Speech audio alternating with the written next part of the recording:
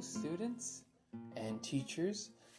Today we will be learning about insects, and this video here will allow for you to finish our lesson number 8 and finish coloring our bugs, or maybe you haven't started and you can start the whole lesson. So I'm going to start from the beginning and do a presentation, then do a drawing, and I hope everyone has fun. And remember, it doesn't have to be perfect, but we have to try quite hard. Yes. So I should disappear in a second, and we can get started. So this is lesson 8, insects and fiction. Fiction is the great gift nature gave us that didn't give anything else. Our first slide is an illustration of Pliny the Elder.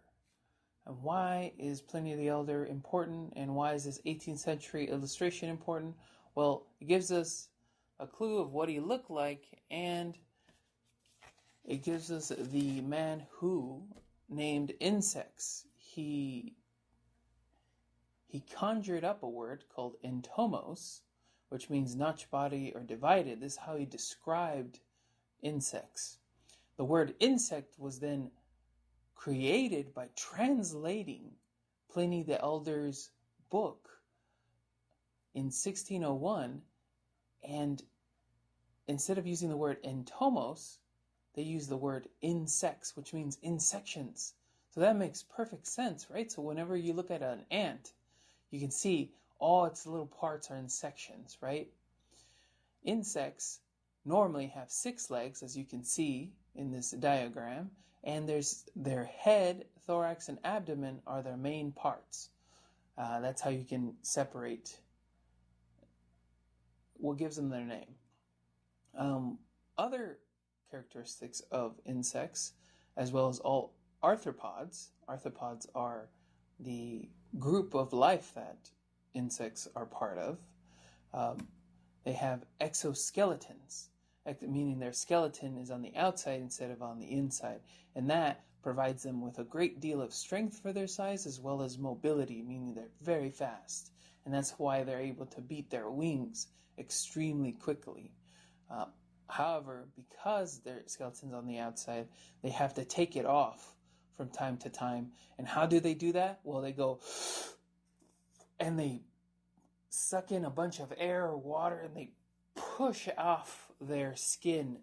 And it's a little bit more complicated than that, but I'll give you that's as simple as I can put it.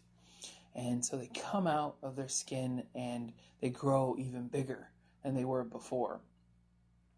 They're not skinless. They've in fact grown skin underneath their skin, and that's what allows them to break out. Another feature of insects is that they lay eggs. Their brood comes from, their babies come from eggs. And so if we zoom in to one of the eggs, maybe this is what an ant would if an ant looked at its egg, might look like this. So you can see this is a scanning electron microscope. You can see that an egg, in fact, is extremely beautiful, and you can see the surface of the leaf is all ruffled and also very interesting. Another feature of insects is that, well, they're mostly vegetarian. And they pollinate plants because they need nectar also. So they either eat a leaf or they drink nectar from a flower, and it's a symbiotic relation, meaning plants evolved with insects. Well, some insects are vegetarians. Others are not. Just like this praying mantis who's torn apart this moth and is devouring it, as you can see. To clarify, where do insects come from? Well, insects are part of arthropods. And what are arthropods? Well, they're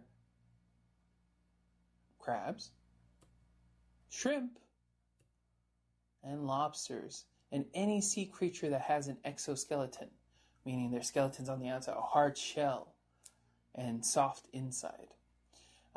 In fact, not in the year 2014, scientists found out that, in fact, 400 million years ago, insects evolved from sea life. And so, let's say earlier January, we found a great example of how sea life is becoming terrestrial, meaning it's going on land. So it's continually happening. It not only happened 400 million years ago, but it's still happening today. And we can see it with this lovely crab that was found in India in early January. It's the 4th tree crab in the world. And you can see why spiders, scorpions, and crabs are all related. See how they have 4 legs and 2 claws? Who else has that? This has 3 legs and 2 claws. But you can see that arthropods come in 10 legs, or 8 legs, or 6 legs.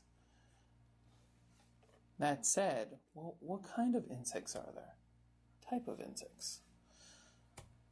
Well, we have the lumbering, climbing, and walking kind, the non-flying kind, and we have the flying kind, just like this dragonfly. And wings were first evolved by arthropods, or by insects, 400 million years ago. Think about this dragonfly as a shrimp that learned to fly.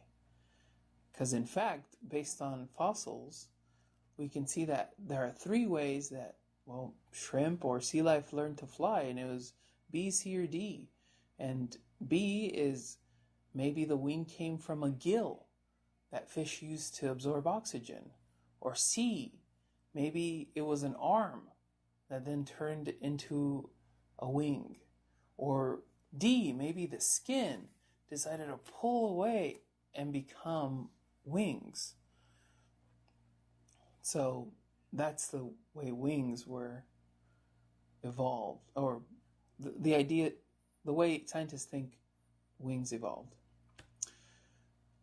A third type of insect neither lives in the water, in the land, or in the air. It lives on the surface of the water, and that's the water strider. You can see it floating right here.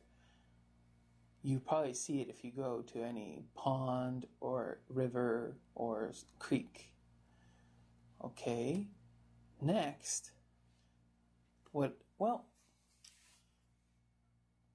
bugs aren't that bad, though I'm pretty sure most of us don't like mosquitoes. In fact, mosquitoes kill or cause diseases that kill a lot of people all over the world, but they are very important. They are a very important part of the world, though some would disagree. Another bug that's really important is the honeybee, and the honeybee goes around to flowers and drinks up their nectar, pollinates them, and the pollen create fruit. So that's how fruit, how walnuts, how vegetables all produce seed, produce fruit. So they're an extremely important animal, and as well as producing honey, and we know we all like honey. Another bug who's really important to the world is the silkworm. And the silkworm creates a cocoon around its body, and then it comes out of it and becomes a cocoon moth, and flies around and pollinates and during the night. And it's also an important animal for that reason. Silk is created from the cocoon. It's boiled. The cocoon is boiled and then stretched, and there's a little thread that makes up that entire cocoon, just one. And so people found out that they could stretch it out and have only one thread, and then they made cloth from that. And the history of silk is varied and large, and another lesson. But it is a very important textile or cloth that is used all over the world. Insects are also very important to diets to some people all over the world. And imagine, if you've ever tasted shrimp or crab or lobster or any sort of sea life, it's kind of good. Or maybe you don't like it. But you can have an idea if you think of a grasshopper as maybe a jumping shrimp. And if you fry them, they would taste like fried shrimp. So you can see here a picture of fried grasshoppers. Delicious. So to go over just a little bit more facts, insects are the most diverse of animals of all. More than half of all species on Earth, millions and millions and millions of species, are part of the arthropods. And arthropods are segmented creatures that have no spine or vertebrae and have an exoskeleton and molt, meaning they take off, they grow a new skin underneath their skin. And they were first evolved about 400 million years ago from sea life. The first flying insects are found 396 million years ago. All right, so let's get on to art. Well, what about art and insects? Well, or culture, people and insects. Well, a very important insect in history is Khepri. Khepri was the Egyptian god in charge of moving the sun across the sky, the same way a dung beetle or scarab rolls a ball of dung across the ground to form a perfect sphere to lay its eggs in. So Egyptians, when they would see a scarab beetle move its ball of dung, which has its babies inside in the middle, they thought that perhaps the sun, that ball of bright fire in the sky, was also being moved by a beetle, maybe a god beetle. And you can see in the middle here, that's Khepri. And that's the scarab beetle or the dung beetle. Now, because Egypt is in North Africa, up on the eastern coast of North Africa, what we can do is jump across the Atlantic Ocean in our minds, across the earth to South America 5,000 years ago. And if we look there, we also see insects playing an important part of Mayan culture. And you can see here, this is a depiction of, here, take a guess. Take a guess of what this is. Okay, there. Keep it in your mind. Now I'll tell you. This is a depiction of dragonflies. So dragonflies Mayas weren't very big fans of dragonflies. And they were a little stinky, so you could see them stinking through the mouth and through the bottom. And because fireflies have an exoskeleton, I mean their skin is really hard, it's their skeleton, you can see that this drawing here has skeleton faces, and it's the same as saying that the outside of the bug, of this animal that they have, is hard. So this is what they drew dragonflies like. This is the real dragonfly. You can see its bottom glowing. So it's different and it's imaginary, right? So let's hold on to that idea.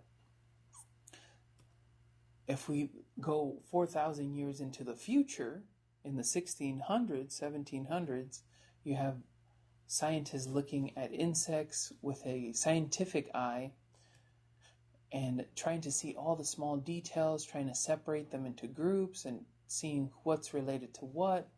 Because they didn't have DNA, they didn't really know how they were related. To them, they looked connected, but they didn't really know how connected they were to all other life on Earth. If we go closer to our time, now it's 2018, and this is a picture from the year 1950, so not too long ago. And you can see this dreamlike picture by M.C. Escher, and you have like this nightmare where you have a giant bug on your chest while you're sleeping. So this is a very cool print, meaning it was carved onto wood and then transferred onto paper. So this is another example of art and bugs or insects. Another example would be a 1955 movie, The Deadly Mantis, and you can see a giant mantis attacking Washington, D.C. And of course, mantises don't get that big. In fact, mantises are very, very beautiful creatures that pollinate flowers and attack other insects. But in real life, right, they're really beautiful. They're almost like fairies. So I would like to end with this mantis, this orchid mantis in the jungle, and say the fact that if all humans disappeared tomorrow, students, we would be okay. The world would be fine. It would keep going. It would evolve. It would do something unknowable. But it would keep going. If all bugs disappeared tomorrow, all the plants, most of the plants on Earth would slowly die, and most people would die. And that is a shame. Or that shows you the depth of importance that insects have in the world. So, what we're going to do is we're going to draw. We're going to draw an insect. Which insect are we going to draw? We're going to draw the scarab beetle. Remember Khepri, the mover of the sun? So let's do that. So we're going to start with a real beetle. We're going to draw a real beetle, and then we're going to paint so it becomes a different beetle. It becomes more imaginary, and it becomes wonderful. So what I'd like for you to do is use a pencil, watercolors, water, brushes, a large brush, and a small brush. Small pointy brush. If not, just a small brush. And something to clean your brush with. So we need this, and this. Alright, so if you have that, let's get started. First things first, we're going to get our pencil. I will be using a marker so you guys can really see what I'm doing. I'm going to go over we're going to draw about 2 inches in the middle, a dot, and then another dot. Right in the middle. Our paper is in portrait position. I'm going to draw a smiley face, like this. And then we're going to draw a curve that goes up just a little bit. Do that to the other side. We're going to go up, curve just a little bit, stop. And then we're going to curve down, and then over, and then curve up just a little bit. So curve over, stop, curve, short curve, and then curve up and connect it to the other side. What we'll do now is we're going to draw the head, draw a U. And on the left side, we're going to draw a curve that goes down, so it's kind of like an N. And then we go up, and then another N, then out, and then back, and then back to the right, or towards the center. Now on the left side, we'll do something similar, where we make a spike, and we come up by making a U. We draw an N, and then we make another spike, go out, back, and then back, like that. So we have the head. Now we should draw the eyes. We're going to draw a curve, a line, another curve,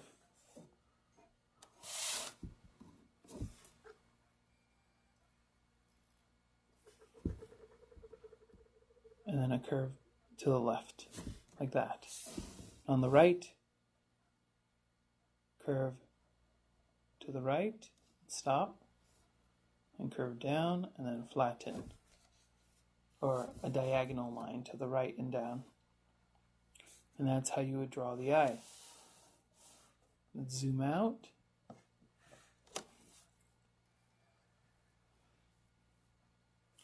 And now we're going to draw the abdomen, or the bottom of the scarab. We're going to draw a dot almost all the way to the bottom, to about here. Is that right? Yeah. And so we're going to draw its abdomen. Its abdomen is going to go out and down. Stop. On the right, we're going to come in here, out, and down. Stop. And then we're going to draw a light curve that is right above our dot. And so this dot is only about 1.5 inches from the bottom. Alright, so that's the abdomen of our scarab beetle. Now what we need to do is draw its hands. So we're going to come to the left side. We're going to draw a diagonal line that goes up, a diagonal line that goes down, a curve that goes up, like this. And then we're going to do that to the right side also. So a diagonal line that goes up, a diagonal line that goes down, and then we're going to curve and go up, like that. Okay. While we're here, what we can do is we're going to add some antenna. So we're going to go out, curve up, flat, curve back, and then go around and then make it skinny like this. So it's almost like a little bowl. So again, we'll do this on the left side. We go out to the left. This is out and to the right. So out and to the left, we go up, flat, curve in and around, and then make it very small, like that. Okay. Now what we need is, we're going to draw the claws on the outside of our hands. And so we're going to draw a spike.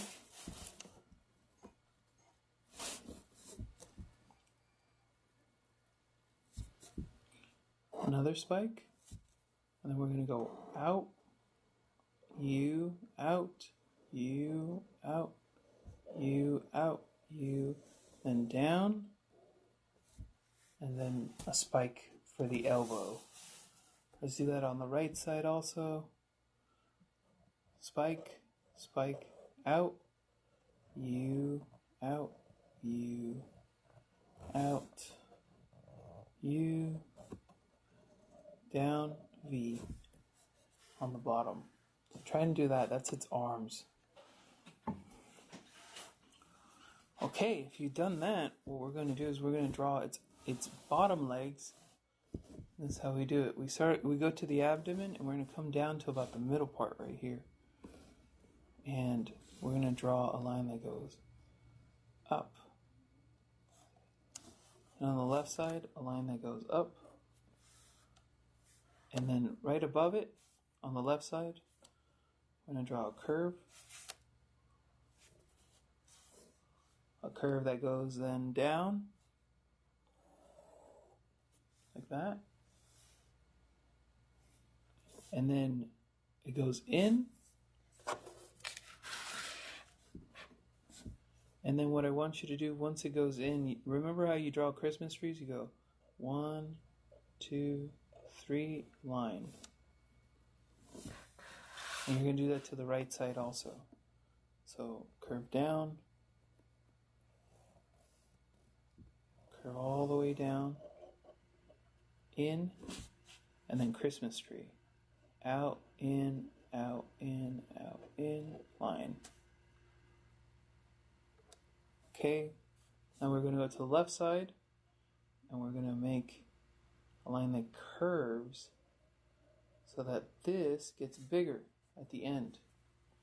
And then right here, we're going to make a sharp line, and then a line that comes down here, and then we're going to finish the Christmas tree. And then spike, like that. So let's do it to the other side. Curve that gets bigger, and spike, and like that.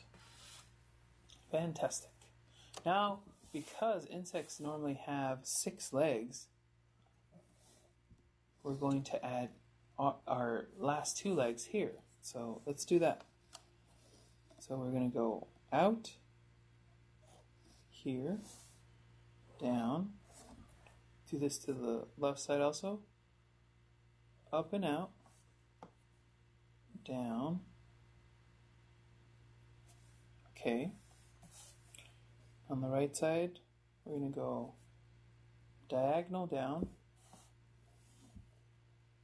like this, and then we're going to go out, and then in, and we're going to add a spike at the end. Let's do that to the left side also. Down, spike, thick leg, small leg, thick leg. So then we're going to go, this needs to be up higher. It needs to be a nice thick leg on that side too. Alright, so we have our scarab. Now we're ready to color it. So let's color it. What we're going to need to watercolor our scarab is our colors, a bit of water, large brush, small brush. We're going to use the small brush first, and we're going to use the color brown. So what I want you to do is get some water, go to your color brown, get some water by dipping it in the brush, in the water. Get your brush and dip it in the water. The water then makes a little drop, and you can put it in your watercolor. Paint a little spot,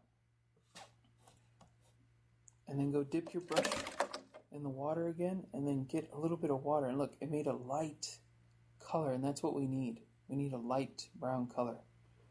And then we can start by shading. You heard it right. We're going to shade. Shade our wonderful scarab beetle. So how are we going to shade? Well, I'll show you.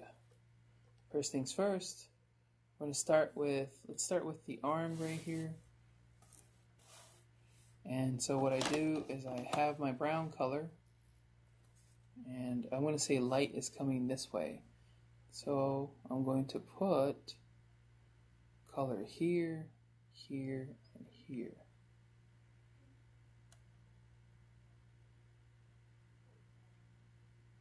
And then I'm going to jump and then put color here.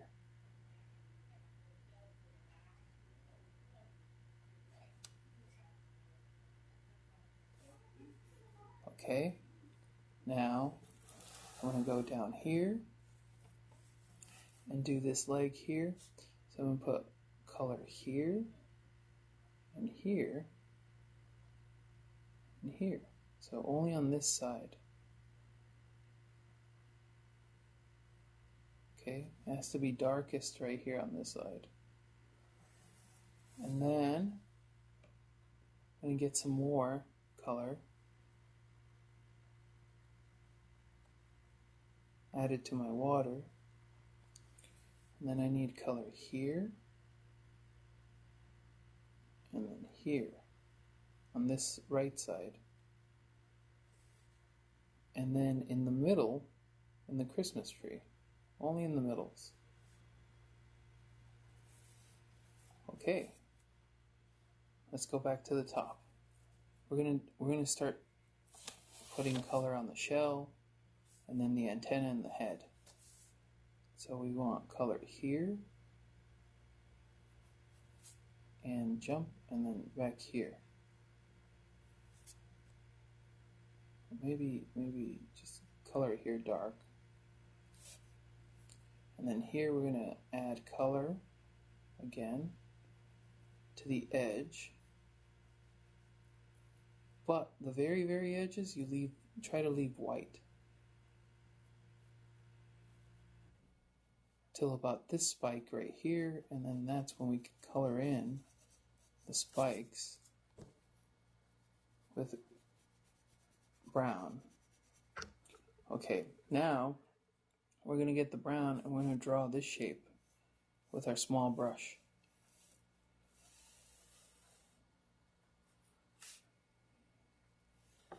Like that. And then we're going to paint here and here. And here. Let's see, the light's going that way. So the back of this is brown. Like that. Okay, this is brown here, except the very edge right there. And now I have to make sure this is nice and even. Okay, so this is where the brown goes. So please copy that and try to put the brown there. We're then going to add some more and make this a little darker. And we're going to get our brown and we're going to paint it right here. And then we're going to come down really light.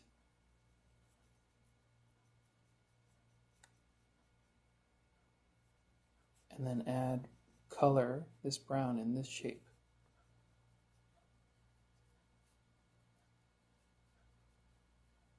Okay. You can add a little line here. Good business. Right.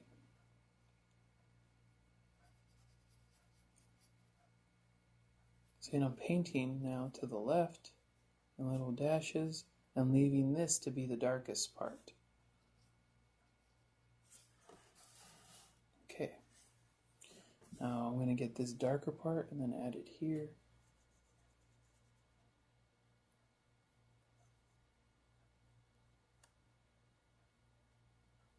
I'm going to add some darkness in here and leave this light around the eye, just a little space.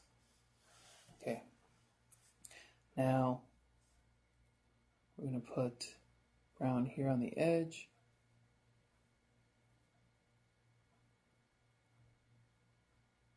And then what I want to do is draw this brown all the way around the top thorax, the thorax of the bug,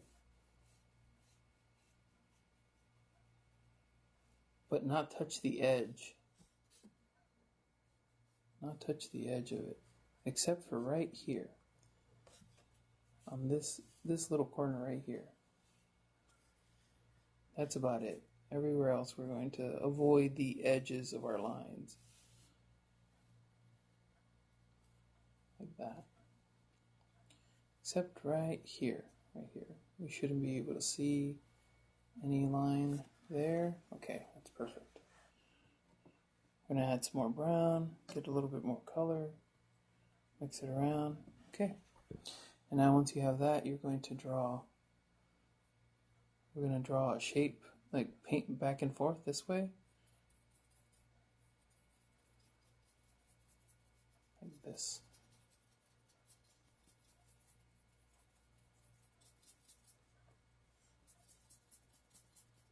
And this is called the core shadow. This will be lighter. See, I'm painting it with a dry brush. That's what I want. Wet brush in the middle. Light, and then paint to the right, and it makes it lighter and lighter and lighter. And then you're going to paint little lines this way, very lightly. See, what we want is we want to stop here. This is a mistake right here. That's okay. right? So then we're going to go to the left.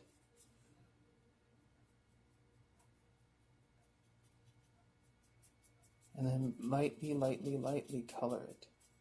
Except this spot right here. We don't want any color there. So we want dark, light, but more light on this side, less light on this side. Okay. Now, we're going to use the large brush in this area here. Before we do that, we have to draw a very small line that goes in the middle. I want you to paint it with little strokes, a little dark line right down the middle. Okay, and now on the edge, we're going to paint a dark line here.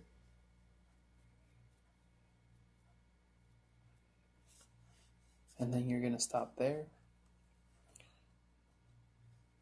And then we're going to paint a dark line here. And you're going to stop there. And then what we'll do is we're going to add a dark line here. Like this.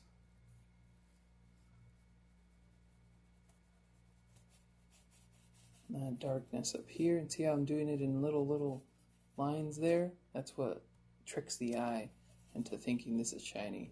And then what I'll do is I'll move my darkness right here till about there, and then I'll move to the left. And then here I'm going to add a little darkness.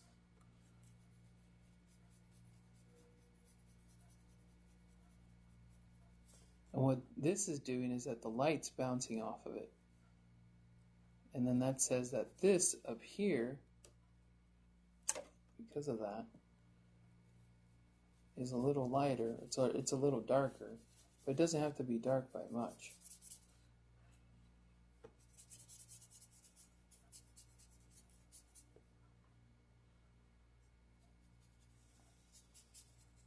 And so I'm going to add another coat so that there's like an X that happens here. There's an important little detail right here. You make a line and you leave this white line alone.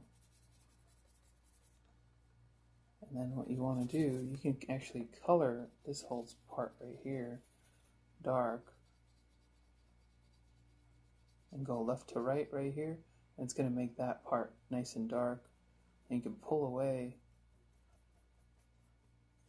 and let it shine. Move the darkness over up, but spreading it out. See here, you need to fill that in.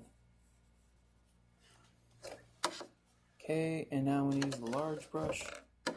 Get my brown, paint more about that dark. I'm going to paint right here, make this melt. That, and then I'm going to squeegee it or paint it so that, or actually dry your brush after you do this, after you paint it, and then you're going to spread it lightly on the right, like this. And remember the X, we need that. And we're going to dry it again, and then we're going to pull the color down in lines after that, and then leave it when it looks light like this. In fact, if you made it too dark, you can always erase by getting just water on your brush and then cleaning it up like this and making it lighter on the bottom part. So we want to have like a sad face shape here. We want lighter here and we want darker here. So try to copy where the dark is. It should be darker around the middle because there's light going here and it's pushing the darkness, the shade to the middle. Okay, now we need our small brush. We're going to do the right side. And because our light is coming from the left side, it means our shadows are on the right. So I'm going to put our shadow here, and then here, and then up here. Only in the middle of the spikes.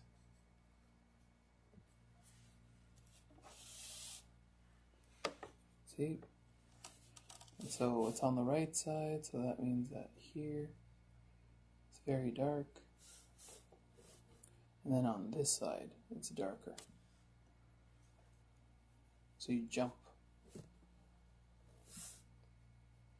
And add the darkness on that side.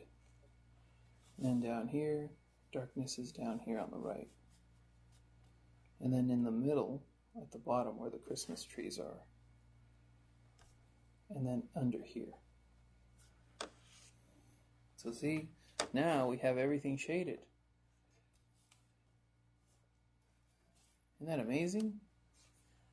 Alright, so once you have that, we're ready to add color. So how do you add color? Well, I'm going to pick two colors, a dark one and a light one, and then what I'll do is I'm going to add light color to the white, and then I'll add dark color to my dark. So what I'll do is I'll get my big brush, and I'm going to start with my light color, and I'm going to do yellow first. I like yellow. Paint it. And then I'm going to paint it over my claws on this side, but not too much. So wherever it's light, I'm going to leave a little bit of white. You want a little bit of white, but not too much. Maybe it needs to be a lighter yellow. So add water.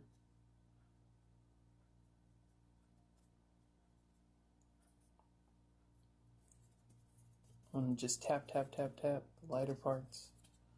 Tap, tap, tap.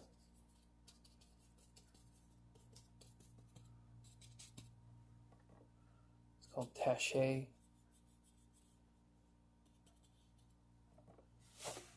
Tap, tap, tap, tap, tap, tap, tap. And then on the right, so where the lighter parts are, that's where you would add your color. Don't add a lot of water to your brush.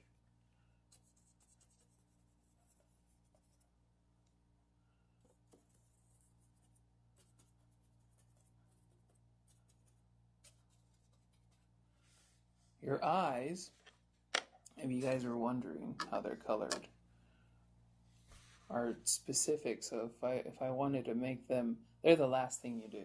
Let's just say that for now. So I did all my light areas in yellow. Let's see if I missed a couple spots. Yeah, I missed a couple spots right here. Maybe they need a little more yellow.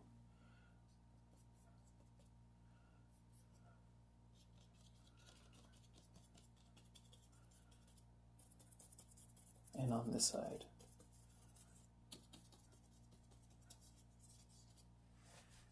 So we have that.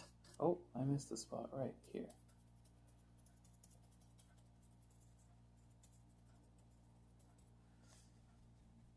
Okay. And now what I'll do is I'm going to get my purple color and mix it. And then I'll go over the darker areas. Again, the darker areas should make sort of this on the bottom. You should make like an X shape.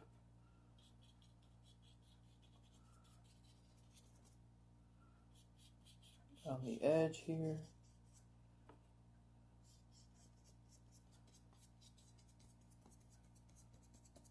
And so you add another layer to make it more colorful. But the brown helps you understand where to put your dark color.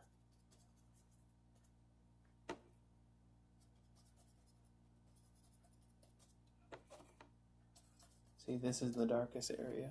And the brown's already there, so it'll help you make it even darker.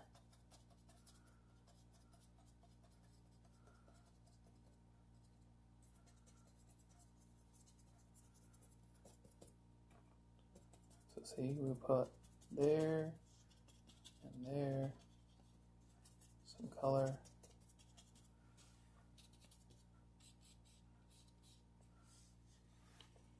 And if you want to erase something, so I painted over this line on accident.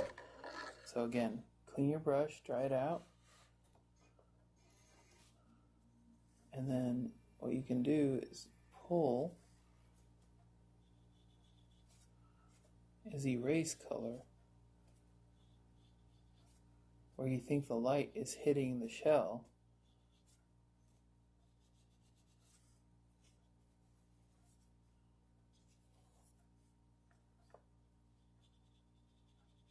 See how it erases? What you keep doing is you keep squishing your brush like this. You paint, squish it, paint, and it's like a mop. You wring out your mop, right?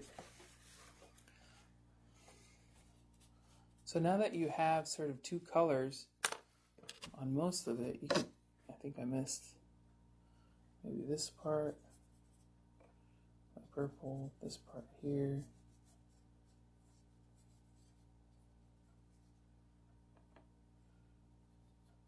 Darker over here on the right side, because it's in shadow.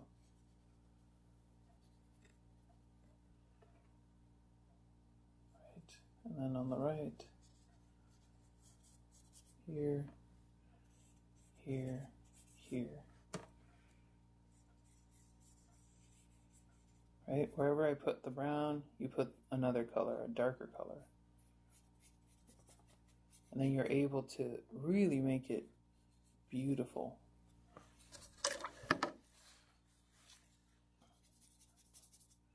See, maybe if there's too much white, just put a little water on your brush and paint. A little too much white, blend here. See, it still keeps it light, but it just makes it less white. Okay, there we go. So I think that's a beautifully shaded two-tone scarab beetle. But let's make it imaginary now, shall we? So what I want you to do is if you add something to it, it'll be fantastic. So maybe my eyes that I like so much might be orange, but maybe they're only orange in the middle, like that. And maybe they're, see, if I add too much water, I can always soak it up by squeezing my brush and then picking up some of the color. Maybe they're green. Let's make them green eyes.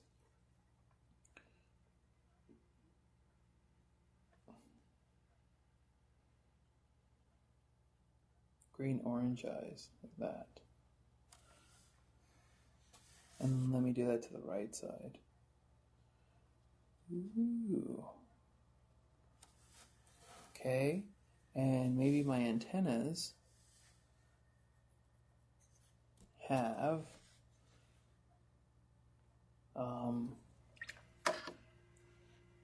blue, very, very, very blue.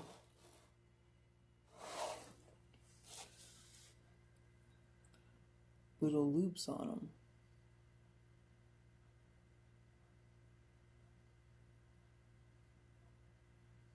Who knows why they have that, but it's an imaginary book. So I want you to use your understanding that we just made a cool bug, and like, let's add something to it. Let's make it special. So whatever you do to one side, you do to the other. So maybe it's got that, little loops there. And let's see, maybe what we can do is we can give it something really cool, like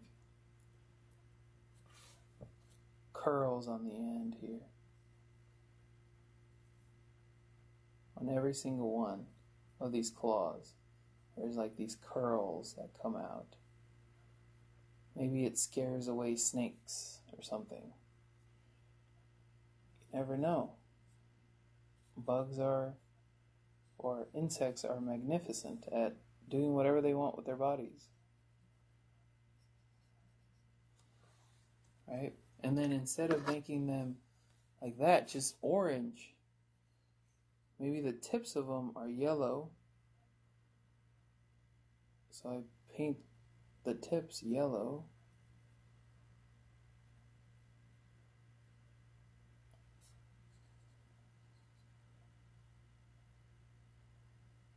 And maybe the bottoms of them are purple or something like that. So I keep repeating the colors I've used. Or how about they're green? Let's try that.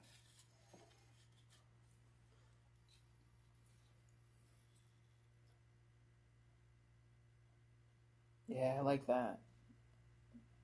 They're green. And by doing that, by really having fun with your bug, you can make something very special.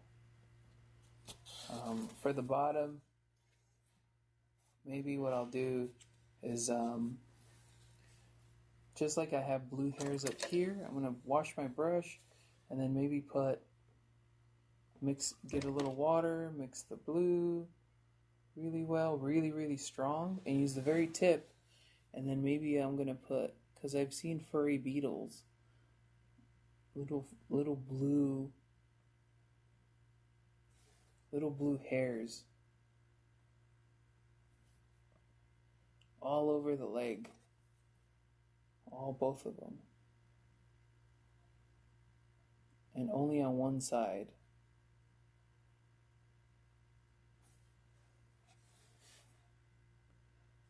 And so or maybe the shell has little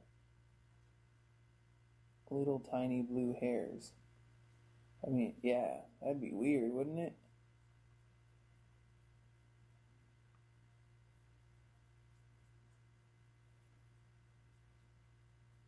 Oh, maybe this is called a cactus beetle. See, so now that we take history, we use our fiction, or use our ability to dream to make our own type of beetle.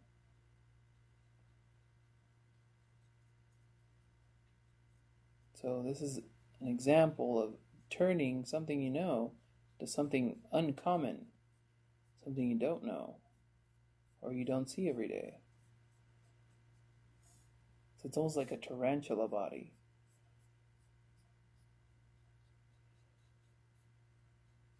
But since we have the shading underneath, it makes it look really cool. So I'm going to draw little blue sharp spikes right here. Make it very interesting. Like that. And maybe it's got some red stripes on it. And I'm going to put the red stripes really lightly. Darker where it's darker, lighter where it's lighter.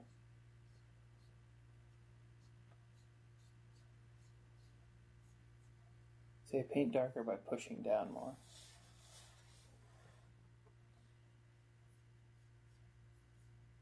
So, let's see, maybe add part red here.